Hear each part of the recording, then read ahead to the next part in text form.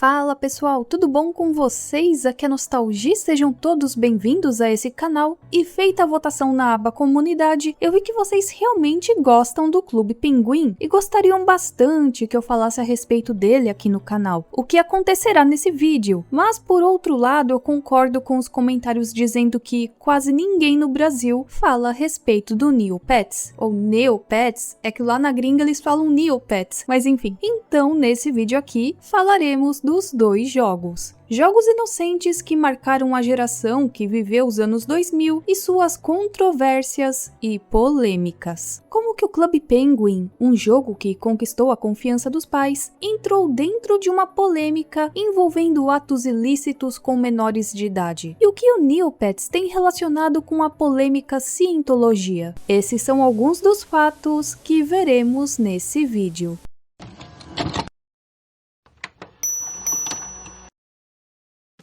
O Clube Penguin foi um MMO envolvendo um mundo virtual que continha uma série de jogos e atividades online. Ele foi criado pela New Horizons Interactive, que hoje é conhecida como a Disney Canada Inc. Os jogadores controlavam os pinguins e jogavam em um mundo definido na estação de inverno. Primeiramente, o jogo teve um teste beta que deu certo e lá no dia 24 de outubro de 2005, ele estava disponibilizado ao público. Logo, o jogo começou a se popularizar muito e se expandiu para uma grande comunidade online, tanto é que lá no final de 2007, o jogo já tinha mais de 30 milhões de usuários. E em julho de 2013, havia mais de 200 milhões de contas registradas. Ou seja, né? Muita gente aqui realmente gostava de Clube Penguin. A votação na aba comunidade não estava errada. E por conta disso mesmo, os 3 co-criadores do Clube Penguin receberam várias ofertas lucrativas de várias empresas que envolviam publicidade e investimento de capital de risco. Até que um belo dia chegou a Disney e pergunta a ele se não é de interesse vender o Clube Penguin pela quantia de 350 milhões de dólares, quase 351 milhões para falar a verdade. Além desse valor, a Disney disse que se eles conseguissem cumprir as metas de crescimento até 2009, eles receberiam um bônus de 350 milhões de dólares. Se eles conseguissem atingir essa meta, ao todo, eles receberiam 700 milhões de dólares. O Clube Penguin foi vendido para a Disney, mas eles não conseguiram atingir a meta de 2009, sendo assim eles não receberam aqueles 350 milhões extras. E parece que não, mas o jogo rendia um dinheiro bem bacana pro pessoal. Isso porque o Clube Penguin tinha 11 a 12 milhões de contas na época e 700 mil contas eram assinantes pagos. E isso tudo gerava 40 milhões de dólares por ano. Para falar a verdade, o Clube Penguin foi projetado para idades de 6 a 14 anos, ou seja, ele foi projetado como um jogo online para crianças, que não contasse com violência e nem outros temas que não são adequados para essa faixa etária. E uma das maiores preocupações do Clube Penguin era relacionada à segurança dos jogadores online, até porque a maioria era criança e a gente sabe que criança ainda é bem ingênua para muitas coisas, né? De acordo com Lane Merrifield, que trabalhava nesse projeto, a decisão de construir o Clube Penguin surgiu do desejo de criar um mundo virtual divertido que eu e os outros 2 fundadores do site nos sentíssemos seguros em deixar nossos próprios filhos visitarem. Sendo assim, o foco principal deles era a segurança infantil. Então existiam vários recursos no Clube Penguin que faziam com que o ambiente fosse seguro e que não contasse com más influências para as crianças. E uma das metas deles era deixar os pais tranquilos de que o seu filho poderia ficar jogando Clube Penguin e que nada de mal aconteceria com ele. Porque a gente sabe, né, que é muito perigoso você deixar uma criança sozinha navegando pela internet e que muitos jogos online não contam com esse tipo de segurança. Então muitos pais gostavam do Clube Penguin e inclusive pagavam mensalmente para os seus filhos brincarem no site e terem acesso a recursos premium. No jogo também você não conseguia digitar palavrões ou nenhuma alternativa de tentar escrever o palavrão, né? Vocês sabem, usar outros caracteres que dão a entender que é uma letra, mas mesmo assim eles entendiam que se tratava de um palavrão e você não conseguia escrevê-lo. Tinha também o modo Ultimate Safe Chat, que limitava os jogadores a selecionar frases de uma lista usando um filtro automático, que também bloqueava números de telefone e endereços de e-mail. Além disso, eles contrataram moderadores e ao todo eram mais de 100 funcionários que moderavam o jogo. O jogo também contava com a Elite Penguin Force, que incentivava os jogadores a relatarem comportamentos inadequados. Mas mesmo sendo considerado um dos sites mais seguros para crianças na internet, aconteceram várias polêmicas envolvendo o Clube Penguin, mas na verdade elas estão mais ligadas aos seus remakes. Primeiramente, lá em 29 de março de 2017, nós tivemos o encerramento dos servidores públicos do Clube Penguin, que eram da Disney, e lá em 30 de março de 2017, um novo jogo da Disney chamado Clube Penguin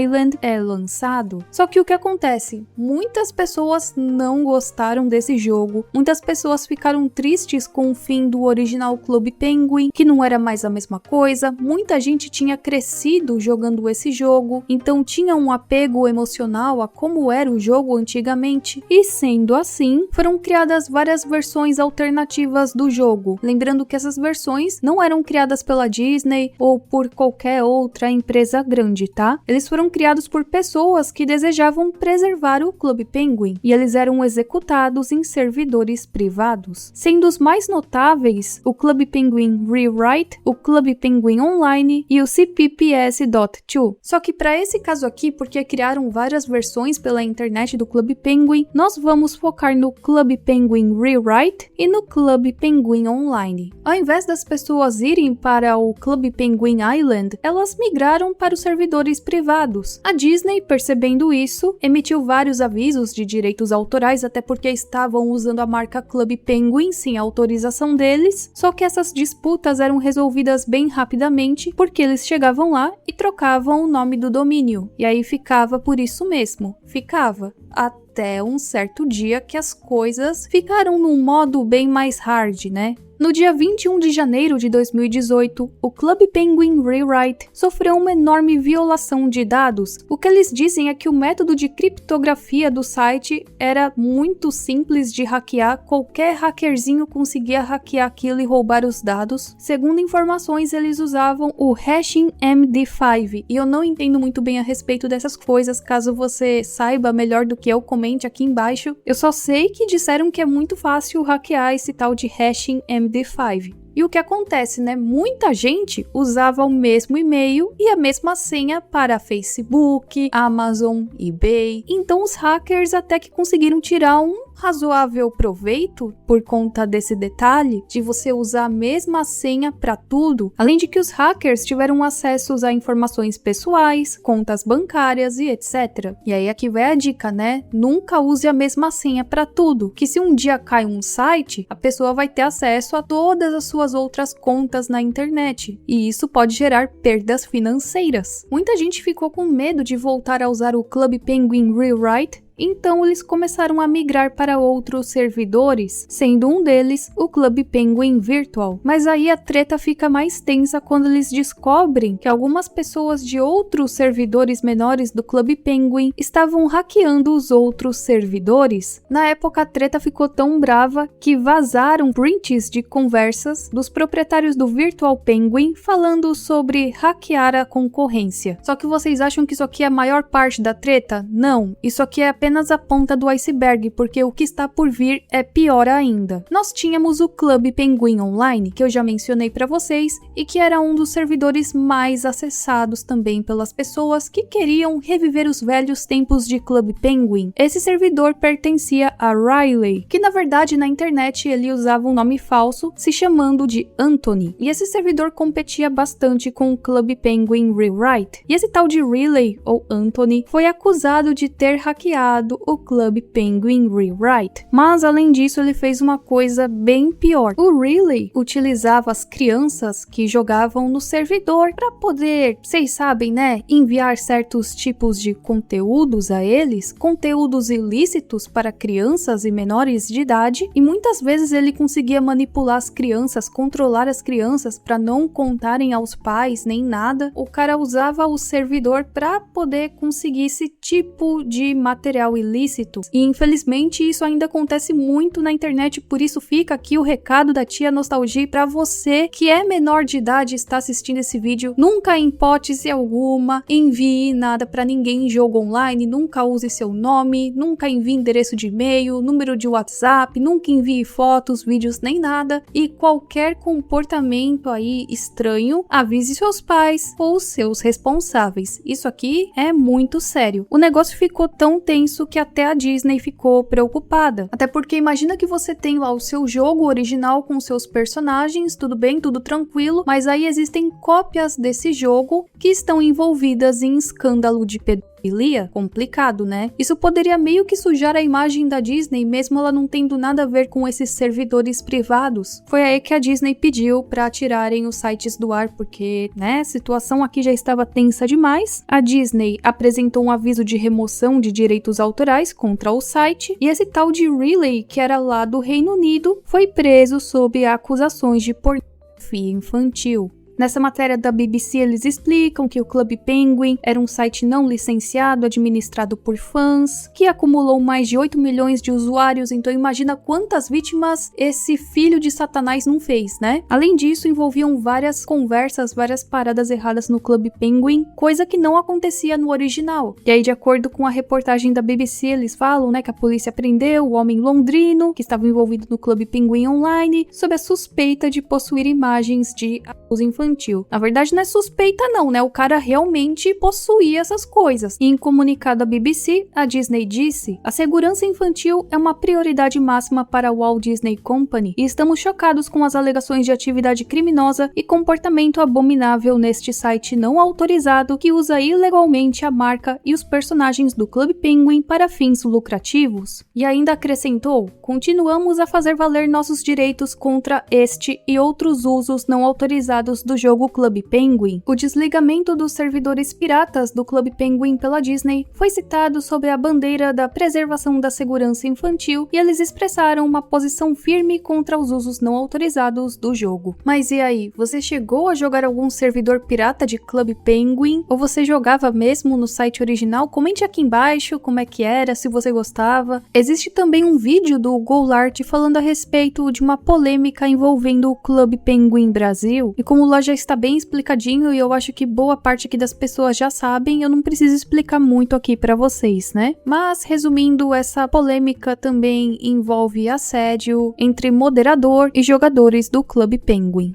Agora vamos falar do Neopets, ou Neopets. Como é que você falava? Eu falava Neopets mesmo, só que depois eu descobri que é Neopets. Então vai ficar assim mesmo aqui no vídeo. Se você cresceu nos anos 2000, você provavelmente já deve ter ouvido falar do Neopets, ou de alguém na sua sala de aula que jogava esse jogo, ou até mesmo você jogava bastante. E o Neopets nada mais é do que um joguinho de simulação de animais de estimação virtuais. Ele foi lançado em 15 de novembro de 99 por Adam Powell e a artista Donna Williams. Os jogadores, que eram os Neopianos, deveriam cuidar de seus Neopets alimentando-os e brincando com eles. Cara, nesse exato momento já parou pra pensar como devem estar os nossos Neopets? Será que eles ainda existem? Acho que o meu nem existe mais. Eu não entro nele desde 2008. Os usuários também podem jogar os jogos disponíveis no site para ganhar vários Neopoints, que era a moeda do jogo, que podia ser usada para várias coisas, como comprar itens de batalha, comida ou participar de outros jogos. Aliás, no verão de 2007 foi introduzido o NC Mall, que era uma loja especial onde era usado o NC Cash, que era uma moeda adquirida com dinheiro real. Eu não sei se isso também ocorreu no Brasil, não estou lembrada, mas se sim, comente aqui. Além disso, você também poderia interagir com os outros jogadores por meio de Neofóruns e pelo sistema de e-mail do Neopets. Quando o site estava bem popular, isso lá no início dos anos 2000, ele foi classificado como o segundo site mais atraente da internet, com os usuários gastando uma média de 6 horas e 15 minutos por mês no site. Lembrando que naquela época a internet não era ainda como nos dias de hoje, né? Era tudo bem mais precário. dinheiro. Então eu sei que hoje em dia 6 horas não significa nada, tem gente que gasta isso por dia em um jogo online, mas naquela época eram outros tempos. Para falar a respeito do Neopets aqui no vídeo, eu me baseei em um artigo da SVG, porque lá tá bem explicadinho e resumido a respeito de todas as polêmicas envolvendo esse jogo. E se atualmente ele tem cerca de 100 mil visualizações de páginas por dia, nos anos 2000 eram cerca de 2,2 bilhões de visualizações de páginas por mês. Neopets foi algo extremamente popular nos anos 2000, mas hoje em dia praticamente quase ninguém mais se lembra, embora o site ainda exista. Vocês sabiam que o Neopets foi inicialmente destinado a adolescentes e jovens adultos? Os criadores do Neopets se conheceram lá no ensino médio e depois eles foram cursar a universidade juntos, e foi a partir de uma inspiração em seus animais de estimação, e claro, né, não mencionam aqui, mas eu acho que também teve uma leve inspiração em Tamagotchi, assim, né, uma leve inspiração.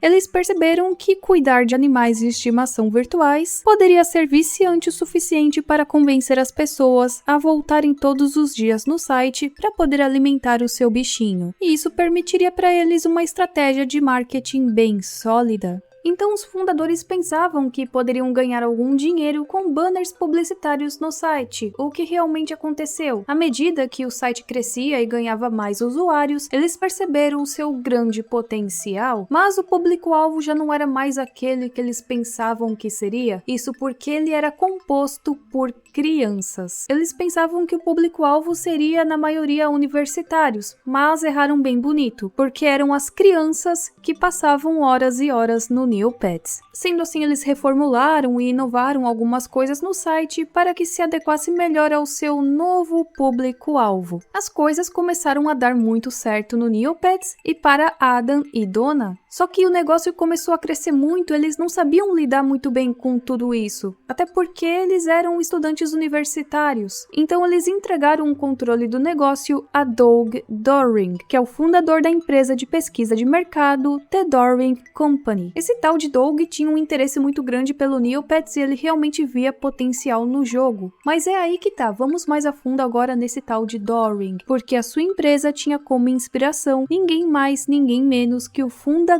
da Scientologia, que é o L. Ron Hubbard. O próprio Doug era membro dessa igreja, que muitos consideram controverso. Eu não sei muito bem a respeito. Eu só sei que tem vários atores de Hollywood que fazem parte da Scientologia. Tem até um episódio de South Park que zoa com isso. E que ela é proibida em vários países. E só em alguns países ela é realmente considerada uma religião oficial. E o Doring, para fazer a organização da empresa e tudo mais, né, para gerir os negócios, ele usava elementos da Org Board de Hubbard, que é um sistema de organização departamental que, segundo ele, usa técnicas inspiradas em uma antiga civilização galáctica que durou 80 trilhões de anos. A igreja da Scientologia é bem controversa para muitas pessoas e é um movimento religioso que surgiu lá no século XX. Existem vários documentários famosos de Hollywood e pessoas que falam muito bem da Scientologia, que a Scientologia mudou a vida delas e tudo mais. Porém, tem as outras pessoas que falam que, na verdade, esse movimento religioso faz lavagem cerebral nas pessoas, abusa financeiramente de seus membros e cobra taxas bem caras por seus serviços espirituais, além de outras práticas que não são tão legais assim. Então, existem os dois lados. Tem gente que gosta bastante e tem pessoas que têm as opiniões opostas à Scientologia. Claro que, em resposta, os cientologistas dizem que a Scientologia é um movimento religioso que tem sido deturpado, caluniado e perseguido. Quando isso saiu na mídia, muitas pessoas acharam bem controverso. Eu não vi muito no Brasil as pessoas falando a respeito, mas lá nos Estados Unidos e outros países, muitas pessoas sim ficaram chocadas porque elas não sabiam que um jogo inofensivo tinha essa coisa de Scientologia por trás. E aí começaram os comentários na internet, muita gente falando que o Neopets tentava fazer com que as crianças se convertessem à Scientologia, que quem trabalhava para o Neopets era obrigado a se converter à Scientologia, várias coisas assim, mas aqui eu vou ler um comentário da Donna Williams. Ela foi no Reddit do Neopets e tem um comentário dela que é muito bom, que eu acho que resume bem, né? E como ela é uma das criadoras do Neopets, eu achei bem interessante ler ele aqui para vocês. Sim, embora não tivéssemos consciência disso no início, aqui fazendo referência ao Doug e à cientologia, pois éramos totalmente ingênuos. Basicamente, o primeiro grupo de investidores, que eram os caras que tinham espaço livre para escritórios em Glendale enquanto sua empresa automotiva estava sendo reduzida, eram cientologistas. Quando percebemos, foi um pouco chocante. Foi um momento um tanto estranho quando você percebe que iniciou o maior site de entretenimento visitado por milhões de crianças e adolescentes, mas a alta administração para a qual você acabou de assinar a empresa faz parte de alguma religião estranha que é proibida em alguns países. A empresa foi estruturada como uma organização de cientologia. Na verdade, não mudou nada do que percebi, exceto um teste estranho que os entrevistados tiveram que fazer, consistindo em perguntas como qual linha reta parecia mais amigável e coisas assim. Também tivemos muitas celebridades obscuras vindo ao escritório para passeios.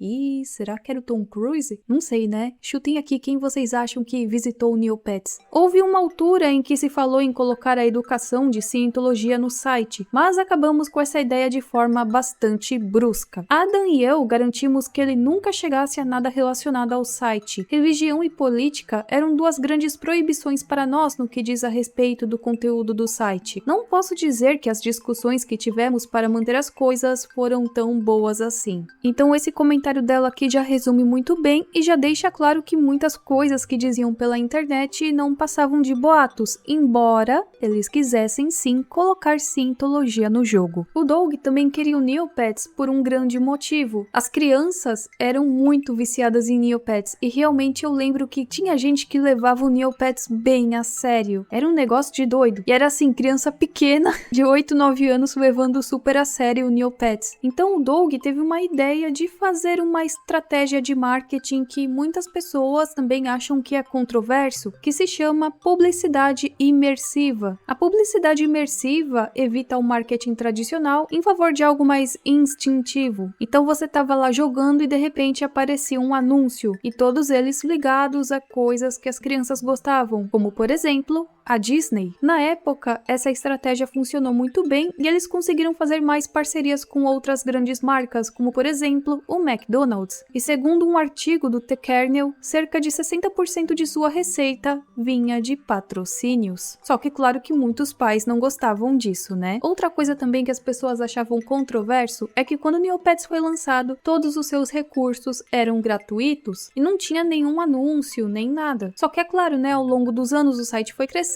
e a publicidade também, o que deixava o site meio chato para algumas pessoas, porque incomodava. Você tava lá jogando e aí aparecia algum pop-up com propaganda do McDonald's, da Disney, e isso acabava atrapalhando a sua interatividade com o site. Os recursos pagos para jogar incluíam uma opção premium de Neopets que dava aos usuários a capacidade de visualizar o site sem nenhum anúncio, adotar um quinto Neopet e ganhar Neopoints extras todos os meses. Tinha também um outro recurso pago que foi lançado em 2007, que era o Neocash Mall. Esse recurso permitia que os jogadores comprassem mercadorias dentro do Neopets usando dinheiro real via PayPal. Porém, muitas pessoas também ficaram chateadas com isso, porque antes o jogo era totalmente gratuito e agora várias pessoas poderiam levar vantagem se pagassem pelo Premium, o famoso Pay to Win. Outra coisa que aconteceu também em 2005 é que o Doug vendeu a empresa para a Viacom. E a gente sabe, né, a Viacom é aquele grande conglomerado que tá por trás da Nickelodeon, da MTV, da Comedy Central. E é claro que o Doug adorou isso, mas o Adam e a dona não ficaram tão satisfeitos com essa escolha. E eles também não estavam realmente envolvidos nessa decisão. E foram por todos esses motivos que depois ela e o Adam optaram por deixar a empresa. E eles mesmos dizem: sabíamos o que seria melhor, mas não fomos capazes de levar a empresa nessa direção. Anos lutando por uma batalha perdida. Você simplesmente desiste. Só que quando o Neopets foi para Viacom, a sua popularidade diminuiu. Sendo assim, depois eles a venderam para a Jumpstart. Isso lá em 2014. Só que também não deu certo, né? E outra controvérsia também é que quando foi vendida para a Jumpstart, dizem que vários funcionários foram demitidos. Também falaram que os filtros no painel de de bate-papo do Neopets foram desligados, que é aquele mesmo lance do Clube Pinguim, que você não pode falar palavrão, então rolavam várias conversas erradas e sujas também. Outra coisa também que deixou os fãs meio tristes é que Neopets quase virou um filme. A Warner Bros, lá em 2005, queria criar um filme de animação CGI baseado no Neopets, e aí já estavam vendo o roteirista, tudo mais. Inclusive, o John Davis, que fez o Jimmy Neutron, também foi escalado para dirigir o filme, só que isso nunca aconteceu, só ficaram falando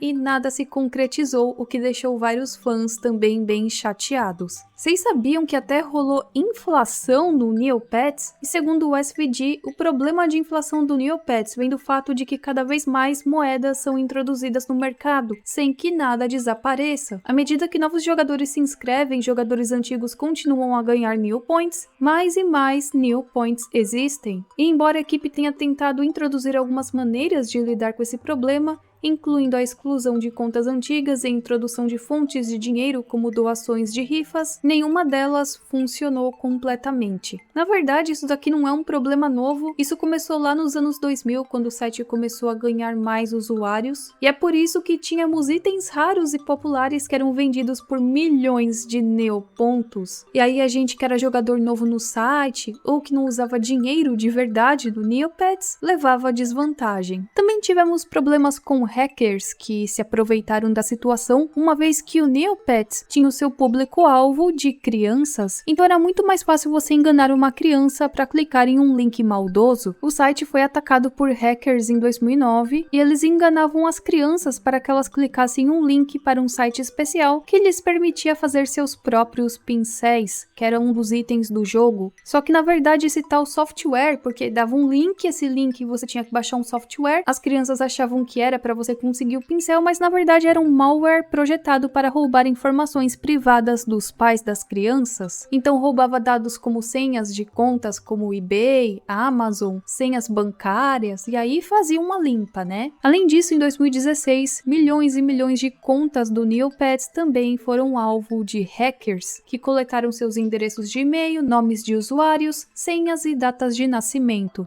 E mesmo no site tendo o Wall of Shame, ou Parede da Vergonha, alertando seus usuários contra alguns dos golpes mais comuns que poderiam acontecer no Neopets, não ajudava muito. Várias crianças, por conta de sua ingenuidade, clicavam em links maldosos, sendo vítimas desses golpistas. E bom, o que dizem é que o Neopets ainda existe. Eu acho que tem pessoas que ainda jogam Neopets, não sei se você é uma delas, comente aqui. E se você jogava bastante, comente aqui embaixo. Se você conhece mais alguma outra treta do mundo Neopets, comente aqui. E esse vídeo vai se encerrando por aqui. E aí eu queria saber de vocês. Vocês querem que eu fale mais a respeito desses joguinhos que eram bem famosos nos anos 2000? Tem vários outros joguinhos que eram bem populares, não sei exatamente se no Brasil também eram, mas que tem uma história interessante, tem controvérsias, e seria legal falar a respeito aqui no canal com vocês, né? Se vocês quiserem mais vídeos como esses, então comentem aqui embaixo. É isso, me ajuda muito se vocês curtirem, compartilharem esse vídeo e comentarem, me ajuda muito mesmo. A gente se vê na próxima